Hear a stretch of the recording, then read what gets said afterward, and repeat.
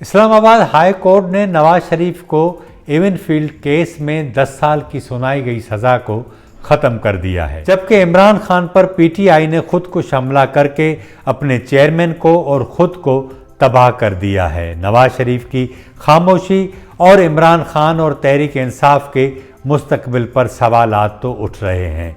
मुल्की सियासी मंजरनामे में इस बात को भी एक मंसूबे के तहत खुलकर हवा दी जा रही है कि आम इंतखाबात आगे जा सकते हैं, जबकि खावर मानिका और अदाकारा हाजरा पानेजई के इंटरव्यूज़ के बाद एक और इंटरव्यू ऑन एयर होने की बातें भी शुरू हो गई हैं। लेकिन क्या ये प्रैक्टिस कुछ नताइज देगी या ला हासिल रहेगी, यही आज का हमारा मौजू है।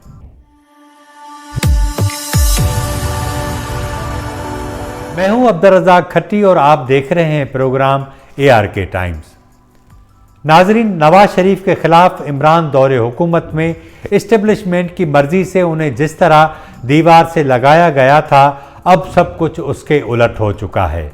नवाज शरीफ के केसेस ख़त्म होते जा रहे हैं, नैब ने पैंतरा बदल लिया है, जजेस भी काफ़ी सॉफ्ट हो गए हैं, जबकि इमरान खान के साथ वो कुछ हो रहा है जो नवाज शरीफ के साथ भी नहीं हुआ था। जो कहते थे कि नून से मीम भी निकलेगी और शीन भी, वो भी इमरान खान के साथ नहीं है।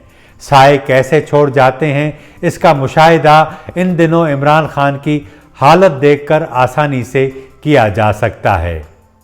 इलेक्शन कमीशन ने पीटीआई के इंट्रा पार्टी इंतखाबात को मुस्तरद करके नए पार्टी इंतखाबात कराने का फैसला दिया था, जिसके नतीजे में इमरान खान ने पार्टी की सरबराही एक ऐसे वकील को दे दी जिसे पीटीआई में आए जुमा 8 दिन भी नहीं हुए थे।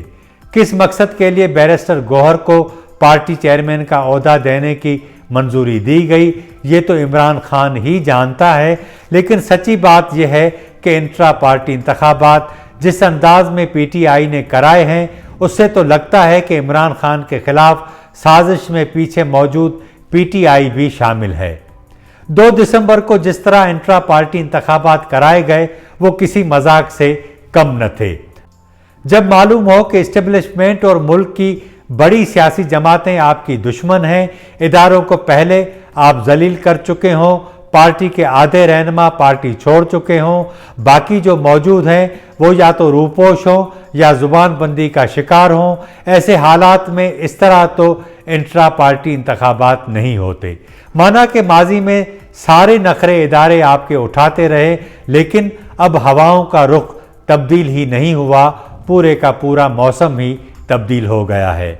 ऐसे हालात में होना तो ये चाहिए था कि इंट्रा पार्टी इंतखाबात का एक पूरा और मुकम्मल शेड्यूल जारी किया जाता, तमाम ओहदों पर मुख्तलिफ लोग नामजदगी फॉर्म जमा कराते, दिखावे के लिए ही सही कोई 2-4 लोग पार्टी चेयरमैनशिप के ओहदे के लिए भी फॉर्म जमा करवाते, फिर उसकी स्क्रूटनी होती, हतमी उम्मीदवारों की लिस्ट जारी होती, उसके बाद बाकायदा पोलिंग होती और नताइज का ऐलान होता। 2-4 दिन ये सरगर्मियां जारी रहती तो सबको अंदाज़ा होता कि ठीक है, इलेक्शन कमीशन के कहने पर इंट्रा पार्टी इंतखाबात हो गए। लेकिन जिस तरह के इंतखाबात कराए गए हैं, उससे तो वाज़ेह हो गया है कि इमरान खान के बाद वाली पीटीआई खुद उसकी दुश्मन बनी हुई है।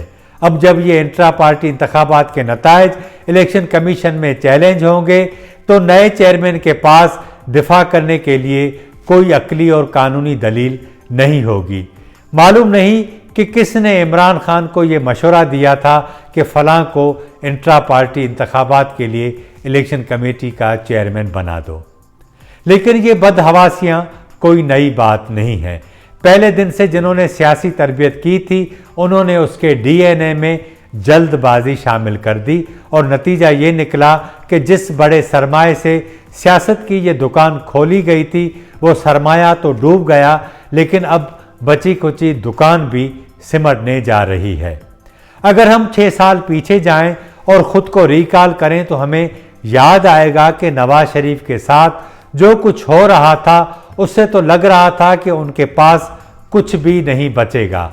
दबा के उनके खिलाफ मीडिया मुहिम चली, अदालतों का रवैया भी उनके साथ ऐसा ही था जैसा इस बार इमरान खान के साथ है। ऐसा लगता था कि इमरान खान न सिर्फ अपनी आईनी मुद्दत पूरी करेगा बल्कि मजीद 5 साल और भी इक़्तिदार में रहेगा। बात तो यहाँ तक पहुँची थी कि दूसरी मुद्दत के लिए उसे 2/3 अक्सरियत दिलाकर मुल्क का निज़ाम हुक्मरानी ही तब्दील कर दिया जाएगा। लेकिन फिर हमने देखा कि कैसे जिस जर्नेल को इमरान खान कौम का बाप करार देता था वो जर्नेल मीर जाफर से लेकर जानवर के अलकाब तक नवाजा गया। मामला बिगड़ते बिगड़ते 9 मई तक पहुंचा और उसके बाद चरागों में रोशनी न रही। पाकिस्तान में जमूर कलील वक्त तक ताकत का सरचश्मा रही और उसके बाद ये काम GHQ ने अपने ज़िम्मे ले लिया। सियासतदान कभी जोश तो कभी होश में ये मुतालबा करते रहे, कभी ईंट से ईंट बजाने की धमकी लगाते रहे तो कभी वोट को इज्जत दो की बात करके ये भी दुहाई देते रहे कि मुझे क्यों निकाला। एक ने जर्नेल को सबसे बड़ा जमहूरियत पसंद करार देते हुए उसे जमूर का बाप करार दिया, लेकिन नताइज सबके सामने हैं। जिसने भी आंख दिखाई उसके साथ अच्छा नहीं हुआ। माजी करीब में आसिफ जरदारी ने ईंट से ईंट बजाने की बात की तो दूसरे दिन वजीर आज़म नवाज शरीफ ने अपने मेहमान को खाना खिलाने से ही इनकार कर दिया। फिर इसी नवाज शरीफ को पहले मरहूम मुशाहिदुल्लाह खान की वजारत कुर्बान करनी पड़ी और उसके बाद परवेज़ रशीद को भी फारिग कर दिया। लेकिन डॉन लीक्स में नवाज शरीफ को गद्दार डिक्लेयर नहीं किया गया, बाकी सारे काम कर दिए गए। पानामा में नवाज शरीफ का नाम नहीं था लेकिन उसे नाअहल करना था तो अकामा को ही बुनियाद बनाकर ये काम पूरा कर दिया गया। हर बार की तरह उस वक्त भी सुप्रीम कोर्ट के चीफ जस्टिस ने एजेंडा पूरा करके दिखाया। इमरान खान के लिए क्या कुछ नहीं किया गया।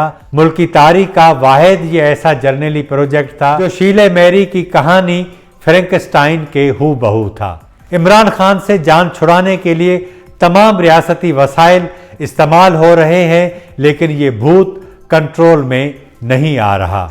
अब तो नौबत यहाँ तक आन पहुँची है कि उसे सियासी मैदान से निकालने के लिए उसे बलाका, वुमनाइजर, हम जिन्स परस्त और जानवरों के साथ बदफैली करने वाला भी करार दिया जा रहा है। जिस शख्स ने इद्दत से पहले निकाह करने के शरई जुर्म में इमरान खान के खिलाफ दरख्वास्त दाखिल की थी उसने वो दरख्वास्त तो वापस ले ली, लेकिन वही गवाहों के साथ दरख्वास्त अब खावर मानिका ने इमरान खान के खिलाफ दाखिल कर दी है।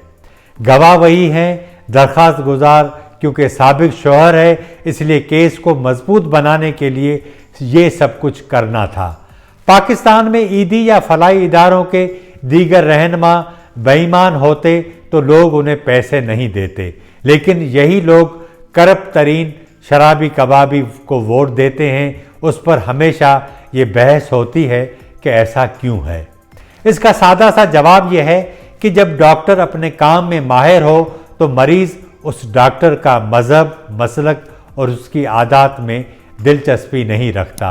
उसे तो सिर्फ उस डॉक्टर से वो नुस्खा चाहिए जिसे इस्तेमाल करके वो ठीक हो जाए। इसी तरह अगर कोई ईमानदार हो और ड्राइविंग न जानता हो तो हम उस शख्स को चलाने के लिए गाड़ी नहीं देते, क्योंकि ईमानदार आदमी के हाथों किसी को भी मरने का शौक नहीं होता। हम अमेरिका तो नहीं है कि हमारा कोई क्लिंटन जैसा सदर या वजीर आज़म किसी देसी मोनिका लियोन्स्की पर मर मिटे और हम उसे कटहरे में खड़ा करके उससे कहें कि हम जिनसी तौर पर तो करप्ट हो सकते हैं लेकिन हमारा सदर किसी सूरत ऐसा नहीं होना चाहिए।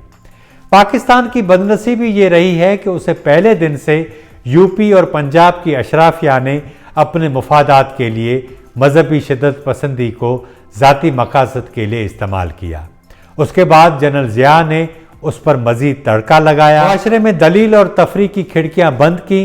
नतीजा ये निकला कि ख़ुद को इस्लामी मुल्क कहलाने वाले पाकिस्तानी दुनिया में पहले नंबर पर वो लोग हैं जो इंटरनेट पर फहश वीडियो सर्च करने में सबसे आगे हैं। हम नंबर 1 वाले इसी फहश गर्दी को अपनी सियासत में भी ले आए हैं। हम इमरान खान को जानी तो छोटी बात है, उसे जानवर साबित करने के लिए हर वो काम कर रहे हैं जिससे उसकी सियासी साख खराब हो। लेकिन बदकिस्मती से ऐसे हथकंडों से कोई मर्जी का नतीजा हासिल नहीं हो रहा। इमरान खान की अपनी जमात ने जो उसके साथ अब किया है, उससे तो लगता है कि वो भी अब इस्टेब्लिशमेंट के साथ मिल गई है। इसलिए इमरान खान के लिए अब मज़ीद मेहनत की ज़रूरत नहीं है। आज के प्रोग्राम में इतना ही। प्रोग्राम को लाइक और शेयर करें, कमेंट सेक्शन में अपनी राय का इज़हार करें। मुझे इजाज़त दें।